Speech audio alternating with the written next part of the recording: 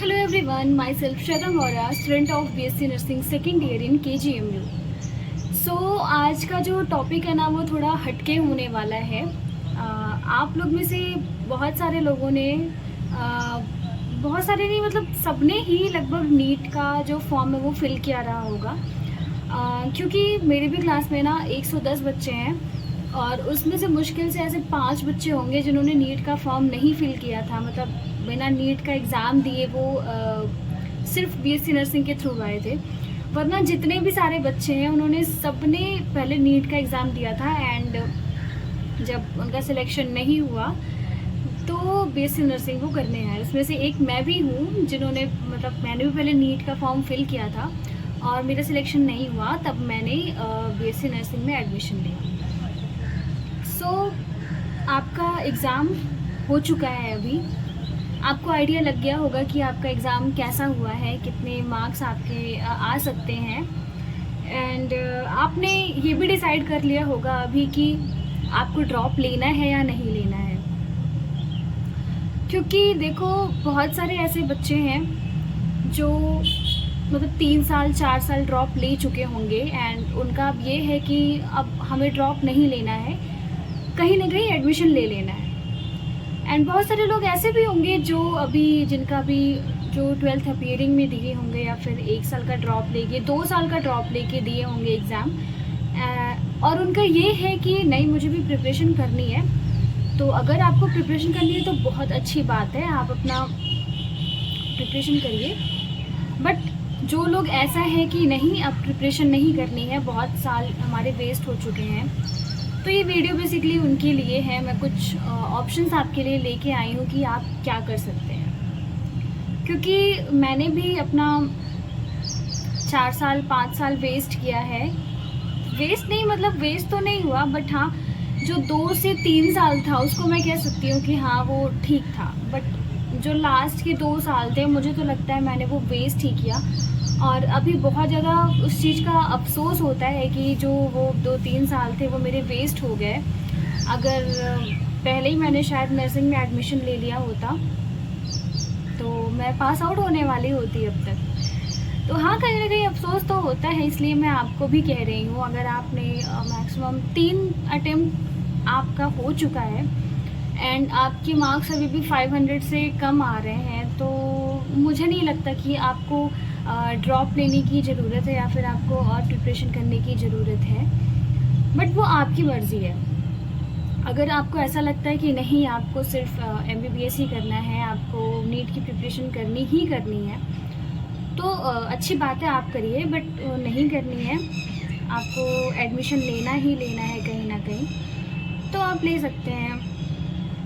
क्योंकि शुरू में ऐसा होता है ना कि मैंने भी जब फॉर्म भरा था, पापा ने बोला था फॉर्म भरने के लिए, तो मैंने बोला था हाँ मैं नर्सिंग करूँगी, क्योंकि एक ड्रीम था ना कि MBBS करना है, डॉक्टर बनना है। लेकिन आपके हाथ में सारी चीज़ें नहीं होती हैं। मेहनत करना वो आपके हाथ में होता है कि आपने प्रिपरेशन की, आपने उतनी मेहनत की जितनी आपसे हो सकती थी, लेकिन होना या ना होना वो कहीं ना कहीं लक पे भी डिपेंड करता है। हाँ मानती हूँ कि जो रिज़ल्ट होता है वो ऑफ कोर्स डिपेंड करता है कि आपने कितनी मेहनत की है, कितनी प्रिपरेशन आपने की है। बट अगर आपने अपना एफर्ट पूरा दे दिया है लेकिन तब भी नहीं हो रहा है आपका सिलेक्शन, तो फिर मुझे ऐसा लगता है कि आपको अपना टाइम वेस्ट ज़्यादा नहीं करना चाहिए एंड आपको कहीं ना कहीं अब एडमिशन ले लेना चाहिए। अगर आपको मेडिकल फील्ड में ही रहना है तो भी आपके लिए ठीक है, बहुत सारे ऑप्शंस हैं। क्योंकि देखो एक ऐसा नहीं है कि आपका नीट का एग्ज़ाम क्रैक नहीं हुआ तो फिर ज़िंदगी में कुछ बचा ही नहीं है, ऐसा नहीं है। तो मूवी का डायलॉग है ना कि एक पेपर या फिर एक रिज़ल्ट आपका फ्यूचर डिसाइड नहीं कर सकता है, तो इसी तरह अगर मतलब एक नीट का एग्ज़ाम भी आपका फ्यूचर डिसाइड नहीं कर सकता कि आपका अगर सिलेक्शन नहीं हुआ तो आप फेलियर हैं या फिर आपकी ज़िंदगी में कुछ बचा नहीं है। अब लगता है, सबको लगता है, मुझे भी लगा था कि नहीं मैं नर्सिंग करने के लिए नहीं बनी हूँ, मुझे तो MBBS ही करना है। बट जब चीज़ें ऐसा होता है कि आपने अपना पूरी मेहनत की, पूरे एफर्ट्स डाले एंड एक टाइम के बाद देखो ऐसा भी होता है कि जो फैमिली होती है ना उसका भी सपोर्ट नहीं रहता है। शुरू में मतलब सबका सपोर्ट रहता है, फैमिली का सब कुछ, बट जहाँ जैसे जैसे आपका टाइम बीतता जाता है, 2 साल हुआ, 3 साल, 4 साल, 5 साल, वैसे वैसे फैमिली का सपोर्ट ना ख़त्म होता जाता है। फिर वो भी कहते हैं कि अब प्रिपरेशन छोड़ो, अब अगर मतलब कुछ कॉलेज और या तो आप कोई और फील्ड चूज़ करो या फिर कोई और मेडिकल फील्ड में ही आप कोई और कॉलेज चूज़ करो, कुछ और फील्ड में एडमिशन लो। सो ज़्यादा आप अपना मतलब साल वेस्ट मत करिए। अगर आपका 2 से 3 साल मैक्सिमम हो चुका है एंड आपके 500 से कम मार्क्स हैं तो आप, मुझे ऐसा लगता है कि आपको कहीं ना कहीं एडमिशन ले लेना चाहिए। तो उसी बारे में मैं आपसे बात कर रही हूँ कि अगर आपका एग्ज़ाम अच्छा नहीं हुआ है तो आप बीएससी नर्सिंग भी चूज़ कर सकते हैं। ये भी एक आपने सुना होगा ना कि जो डॉक्टर्स होते हैं वो मेडिकल फील्ड का एक ब्रेन है एंड जो नर्सेज होती हैं उनको भी बैकबोन कहा जाता है। तो जब से कोविड का टाइम आया ना, कोविड के बाद से नर्सेज की डिमांड बहुत ज़्यादा बढ़ गई है एंड अभी तो बहुत ज़्यादा स्कोप चल रहा है बीएससी नर्सिंग का। ऑफ कोर्स सैलरी भी बहुत अच्छी खासी है एंड फ्यूचर आपका बहुत ब्राइट होने वाला है। ऐसा नहीं है कि आप नर्सिंग करके कभी खाली बैठे रह सकते हैं। अगर आपने मेहनत की, गवर्नमेंट आपकी जॉब लग गई तो बहुत अच्छा है, आपका फ्यूचर बहुत ही ब्राइट होगा, बहुत अच्छी सैलरी होगी एंड बहुत अच्छा स्कोप होगा। एब्रॉड में तो बहुत ही अच्छा स्कोप है इसका। वहाँ पे मतलब इंडिया में तो उतनी मतलब रिस्पेक्ट कह लो या फिर उतनी सैलरी नहीं है, बट आप एब्रॉड जाएंगे तो वहाँ पे काफ़ी रिस्पेक्ट है नर्सेज की एंड बहुत अच्छी खासी सैलरी भी है। तो अभी भी टाइम है। अगर ऐसा है कि आप अब ड्रॉप नहीं लेना चाहते हैं, आप अब थक चुके हैं कि आपको कहीं ना कहीं एडमिशन लेना ही लेना है, तो बीएससी नर्सिंग बहुत अच्छा ऑप्शन है आपके लिए। अभी भी फॉर्म जो एप्लीकेशन फॉर्म है वो भी फिल हो रहे हैं। आई थिंक लास्ट डेट जो उसकी है वो 29 मई है। तो आपके पास अभी 10-15 दिन का टाइम है, आप फॉर्म फिल कर सकते हैं एंड उसका जो एग्ज़ाम है वो 14 जून को है। आपने नीट की प्रिपरेशन की है तो आपके लिए बहुत ये टफ़ नहीं होने वाला है, क्योंकि जो एग्ज़ाम का लेवल होता है ना वो बहुत हाई नहीं है। हो सकता है इस बार थोड़ा सा हाई हो, क्योंकि इस बार एग्ज़ाम इंग्लिश के साथ साथ हिंदी मीडियम में भी हो रहा है, तो बहुत सारे बच्चों ने फॉर्म भरा है एंड हो सकता है कंपटीशन इस बार बढ़ गया है, थोड़ा पेपर हार्ड है। बट आपने नीट की प्रिपरेशन की है तो आपका फिजिक्स, केमिस्ट्री, बायो तो उस लेवल का तैयार ही होगा। हमारे टाइम पे क्या था ना कि 17 तारीख को हमारा नीट का एग्ज़ाम था और 31 को हमारा बीएससी नर्सिंग का एंट्रेंस एग्ज़ाम था। मुझे बस मुश्किल से 10 दिन का टाइम मिला था प्रिपरेशन के लिए, बीएससी नर्सिंग एग्ज़ाम के लिए।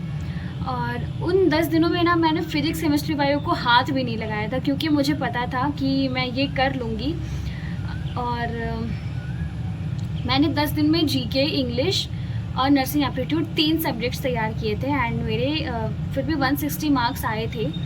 काफ़ी अच्छे स्कोर फिर भी आ गए थे। तब तो 6 सब्जेक्ट थी, physics, chemistry, bio, GK, English and nursing aptitude. But अभी जीके सिलेबस से हट चुका है तो आपके पास 5 सब्जेक्ट्स बचते हैं, physics, chemistry, biology, nursing aptitude and English. सब 40-40 मार्क्स के हैं एंड 5 सब्जेक्ट है तो 200 क्वेश्चंस आएंगे 200 मार्क्स के। सबसे अच्छी बात यह है कि इसमें माइनस मार्किंग नहीं है, नेगेटिव मार्किंग कोई भी नहीं है। तो आपने अगर मतलब नर्सिंग एप्टीट्यूड वगैरह ऐसा है कि आपने पहले कभी नहीं पढ़ा है, पढ़ा क्या इसके बारे में सुना भी नहीं होगा, सबके लिए नया ही होता है, हम लोग के लिए भी नया था। तो अगर आपने नहीं पढ़ा है तब भी इसके बारे में आप क्योंकि नेगेटिव मार्किंग है नहीं तो बहुत बेसिक क्वेश्चंस आते हैं, बहुत टफ क्वेश्चंस नहीं आते हैं, तो भी आप कर सकते हैं। तो 200 मार्क्स के होते हैं, 200 क्वेश्चंस आते हैं। फिजिक्स, केमिस्ट्री, बायो आपका तो तैयारी है उस लेवल का। बाकी बचते हैं 2 सब्जेक्ट, इंग्लिश और नर्सिंग एप्टीट्यूड। बात करते हैं सबसे पहले इंग्लिश की। तो इंग्लिश आप किसी भी बुक से, जो 12th लेवल की बुक है ग्रामर की, उससे आप तैयार कर सकते हैं। मुझे लगता है जो इंग्लिश मीडियम के बच्चे होंगे उनकी इंग्लिश थोड़ा अच्छी तैयार होगी। तो आप किसी भी 12th लेवल की जो आपकी ग्रामर की बुक है उससे अपनी इंग्लिश ग्रामर तैयार कर सकते हैं। अब 4 सब्जेक्ट हो गए, बचता है 5वां नर्सिंग एप्टीट्यूड। तो नर्सिंग एप्टीट्यूड तो देखो, अगर आपका जब कॉलेज में एडमिशन हो जाएगा उसके बाद ही इन सब बारे में पढ़ाया जाता है कि नर्सिंग क्या है क्या नहीं है।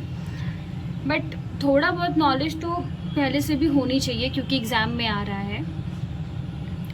अगेन बहुत टफ क्वेश्चंस नहीं आते जो आपकी डेली लाइफ है, मतलब मान लो वैक्सीनेशन के बारे में आपसे पूछ लिया, एंड जो कम्युनिटी डिजीज़ होती हैं लाइक टीबी हो गया और एड्स हो गया, तो इन सब के बारे में पूछ लेता है। या फिर एएनएम जीएनएम क्या होता है, इनका मतलब कितने साल का कोर्स है, इनका फुल फॉर्म क्या है, और हिस्ट्री क्या है नर्सिंग की। तो ये बेसिक से क्वेश्चंस पूछे जाते हैं, बहुत टफ नहीं आता है।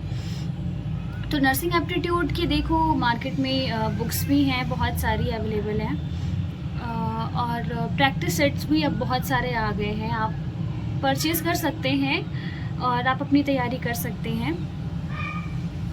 तो मैं तो यही कहूँगी कि अगर जैसे अभी आपके पास 1 महीने का टाइम है, और 1 महीने का टाइम बहुत है अभी आपके पास, क्योंकि आपका फिजिक्स केमिस्ट्री बायो ऑलमोस्ट तैयार होगा। मैं ये नहीं कह रही हूँ कि आप बिल्कुल छोड़ देना, नहीं, उसको रिवाइज़ करते रहिएगा टाइम पे।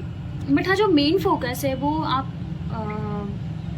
नर्सिंग एप्टीट्यूड और इंग्लिश पे दीजिएगा, क्योंकि उसको आपको पूरा प्रिपेयर करना रहेगा।